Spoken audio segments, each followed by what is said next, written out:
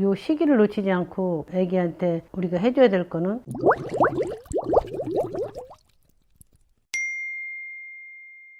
원장님, 오늘 진행할 콘텐츠는요, 만 3세까지 뇌발달에 엄청 중요한 역할을 하는 신경전달 물질에 대해서, 그 중에 세로토닌에 대해서 한번 얘기해 주시는 시간을 가지면 좋을 것 같습니다. 우리 몸의 이런 생체 리듬 자체가 이 세로토닌하고 연관되거든요. 그래서 아기가 각성, 아침 되면은 아주 정신이 또렷또렷하고 밤에는 또 잘 자야 되고 생체의 리듬이 아주 규칙적이어야 되는데 이제 이것이 리듬이 깨진다고 그러면은 우리가 여러 가지로 이제 생각을 해야 되겠죠. 애가 왜 그럴까? 주위가 너무 시끄러울까? 아니면 애기가 신경 전달 물질이 필요한 거가 모자라서 저럴까? 이제 여러 가지 그 가능성이 많지만 애기 키우는 그 엄마 입장에서는 애기가 잠만 안 자도 힘들거든요. 그 울면 왜 울을까? 왜 저렇게 까닭없이 울을까? 그래서 아기를 키우면서 신경 전달 물질의 그 재료가 되는 거는 아기가 충분히 충족되었는가? 아기의 환경이 애기의 잠을 자기에 충분한가? 여러 가지 그 물질이 애기한테 이제 꼭 있어야 될 것이 있다 하는 거가 이제 중요하죠. 때로는 이제 이것이 너무 이게 유지가 안 되니까 막 검사를 하기도 하잖아요. 막 너무 잠도 못 자고, 뭐 때로는 경련도 하고, 안절부절을 못 하기도 하고, 막 이렇게 될 경우. 그리고 또 이게 꼭 단순하게 뇌신경만 걱정되는 게 아니고, 이건 전신에 다 영향을 줄 수 있어요. 예를 들어서는 혈액에, 혈소판의 기능에 영향도 줘요. 그래서 어떨 경우는 뭐 피가 너무 난다든지, 아니면 너무 피가 안 난다든지, 이제 이런 혈소판의 기능이 너무 이제 항진되면 피가 굳어버리거든요. 그러면 그 주위에 혈관에 순환 자체가 안 되는 이제 이런 문제도 있고, 그리고 위장에는 세포에 많이 있거든요. 그러면 이제 그것 때문에 대변을 너무 못 본다든지 너무 많이 본다든지 또 장의 여러 가지 운동에도 영향을 줄 수 있다. 그래서 어떤 의미로 보면 진짜 우리 몸 전체를 지배를 한다, 이제 이렇게 생각이 들어요. 지금 이제 듣다 보니까 궁금한 내용인데요. 아이한테 신경전달 물질이라는 거를 부족한지 충분한지 알 수 있는 방법이 마땅히 제가 아는 게 없거든요. 그래서 원장님 같은 경우는 그런 것들을 어떻게 확인하시는지 좀 여쭤보겠습니다.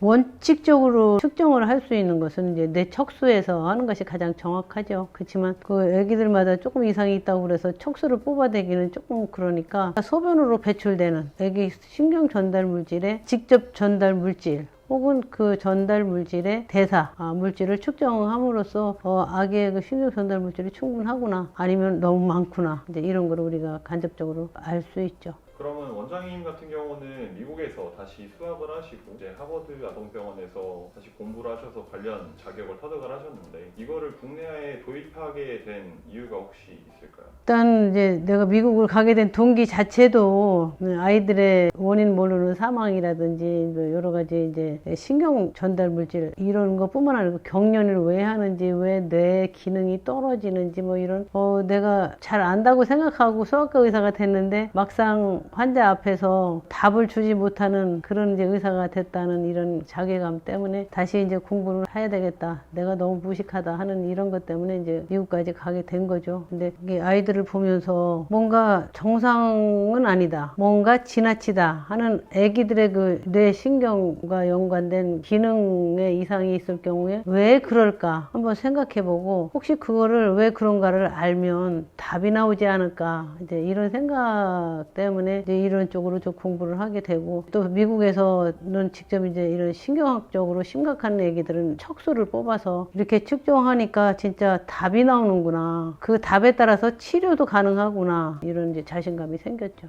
그러면 원장님 병원에서는 그렇게 중증이 아닌 경증 환자 같은 경우는 어떤 식으로 검사를 하는 편이에요? 그 우리가 이제 수시로 우리 감정의 변화가 있잖아. 그런데 아침에 하고 또 점심 때 하고 저녁하고 또 화가 났을 때 하고 다 틀릴 거 아니에요. 이런 신경 전달 물질이 언제 이걸 뽑아야 되는가. 우리가 하루를 한 단위로 생각해서 하루 동안 아이가 소변 보는 거를 다 받아서 그 소변 전체 양에서 측정되는 신경 전달 물질의 종류와 농도를 보고 아기 상태를 좀 이제 비교하고 파악하고 또 정상인 아기들과 이게 좀 비교를 해보면 확실히 좀 다르구나 생각이 들어서 이런 쪽으로 검사를 하고 애기들 치료에도 좀 도움이 되죠. 그럼 다시 세로토닌 얘기로 돌아가서요. 아이들이 세로토닌이 부족하거나 뭐 과잉이 돼 갖고서는 원장님 앞에 찾아갔던 환자들이 있을 거 아니에요? 그거에 대한 경험을 바탕으로 얘기해 주실 만한 게 있을까요? 우리가 세로토닌은 뭐 우리가 그냥 일상생활과 연관되는 뇌기능,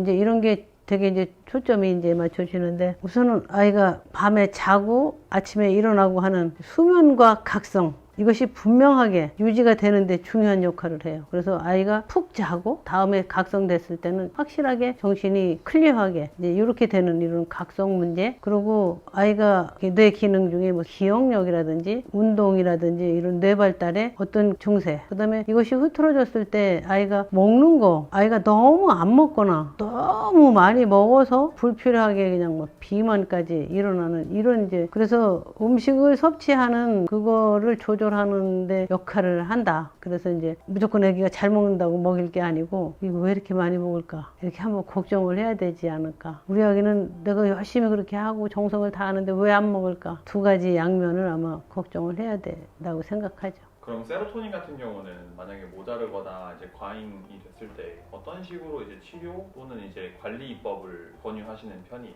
우선은 이게 신경 전달 물질을 직접 막 똑 떨어지는 치료는 없잖아요. 근데 아기의 그 신경 전달 물질이 만들어질 수 있게끔 충분히 아이가 먹는가, 첫 번째. 두 번째, 너무 많이 먹는 건 아닌가.